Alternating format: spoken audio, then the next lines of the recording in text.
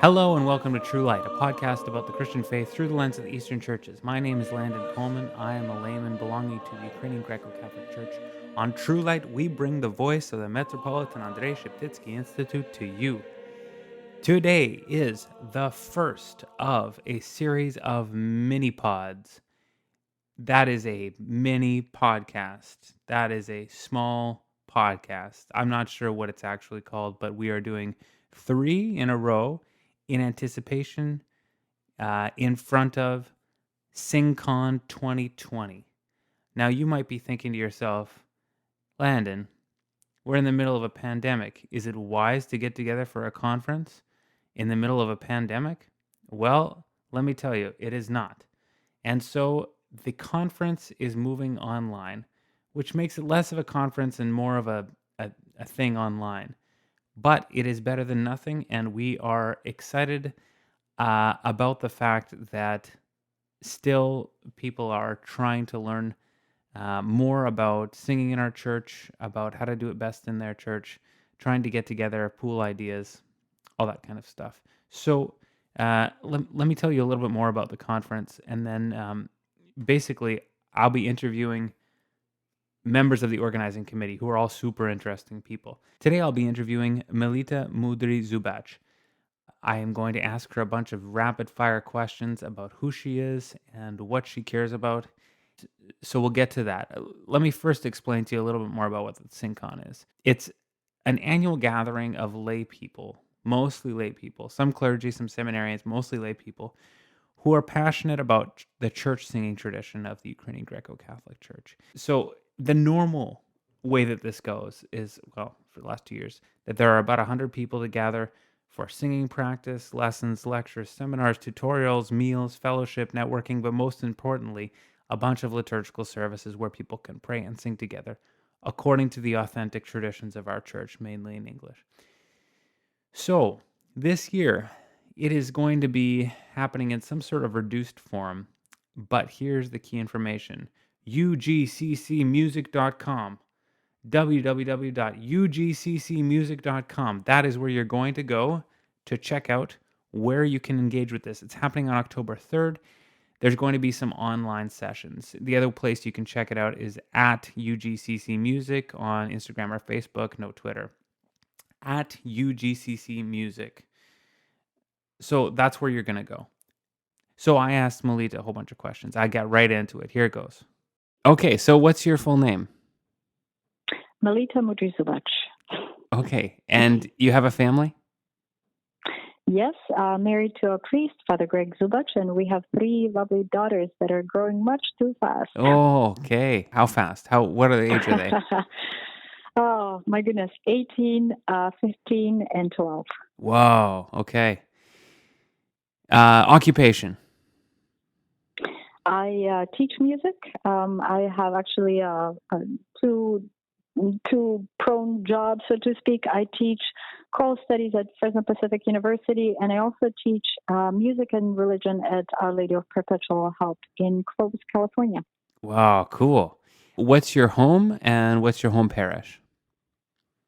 Home currently is Clovis, which is right next to Fresno, so dead center in California, really.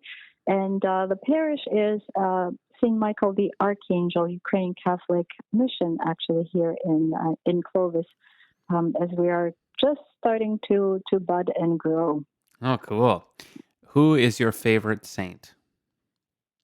My favorite saint, oh my goodness, must be Saint Romanos the Melodist, as he was an inspiration as I grew in the art of church music. So, yeah. Oh, cool. Favorite season? Favorite season, summer. I love the beach. Easy win. Do you have a pet? We have 2 cats.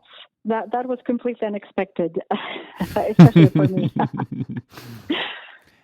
Do you have a favorite sport team?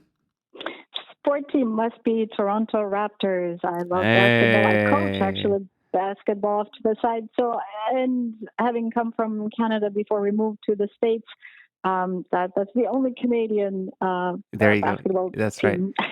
And it was a good effort this year, but a tough loss, eh?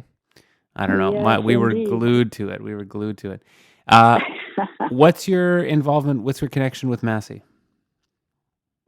So I'm a graduate from the Sheptytsky Institute. I graduated in first with my bachelor's in theology in 2001, and then with master's in liturgical studies in 2005, I believe. It's been a little while. So yeah, what a gift that truly was to me. That's wonderful. Let's talk about SingCon and the Institute.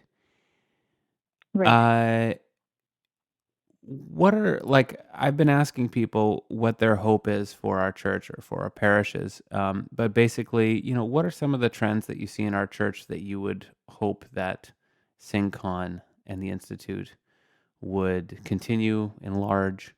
What's your hope for our parishes?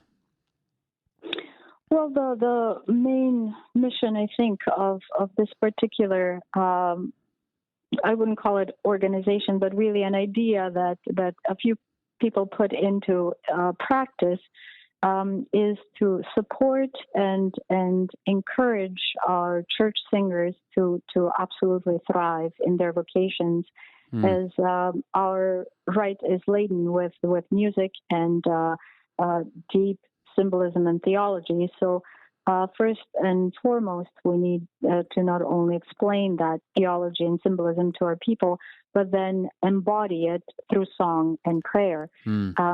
So SingCon essentially offers it's a very intense few days of prayer and study and learning and practicing, actually, because we do hands-on stuff where people can come and connect with other cantors, other choir directors and singers and clergy, and not only exchange ideas, but actually participate in a variety of sessions where they can learn about the liturgical traditions, specific services, choral traditions, and approaches. So, vocal lessons, choral lessons, anything really ranging from congregational singing to more involved contemporary choral music. So there is a variety of topics that are covered every year, and every year it's slightly different. So there is an emphasis placed maybe on a slightly different aspect of our liturgical tradition. Cool. Do you lead singing at the mission there?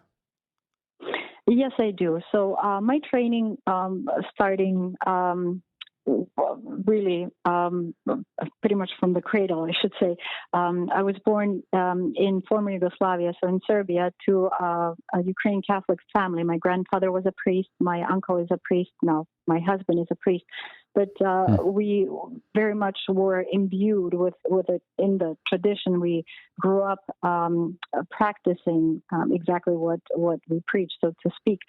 But when we moved after the civil war in Serbia, when we moved to Canada, and I had the opportunity to actually study theology and study Eastern Christian tradition, I was absolutely elated, as that was exactly what I hoped to gain a little bit more of intellectual actual understanding. So singing the tones and all that was great.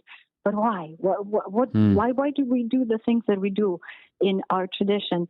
And so I think that aspect is also very much highlighted at SingCon. Hmm. So, yeah, liturgical tradition in general. And then your question was, do I lead the singing? So, sorry. Yes, I do. I kind of went. So the point, I suppose, was that yes, I've been leading singing essentially ever since I was a teenager in various churches. But yes, I love it. No, I not love it. only It's great. It's like myself, but you yeah, could our say, daughters "Am I a too. So custodian there?" Whatever. There's a theological function that you're fulfilling. That's what your point is, eh? That it's not just do you do the job? It's what's the job about? The job is about um giving glory to God, right? This is beautiful. I think that's absolutely, yeah, yeah. yes, and yeah, hopefully the it's going to be passed on from one generation to the next as our girls are picking it up too, Oh, and cool. regularly Hey, participating and leading worship and chanting and continuing the tradition of that's church great. singing. Well, we have too many young men in our youth group and college age group. So just, here up here in Ottawa. Oh, So we should do an exchange or something. yeah, But I'm sure one or two of our girls might be interested to connect. hopefully no one's listening. No, none of the younger generation are listening to this.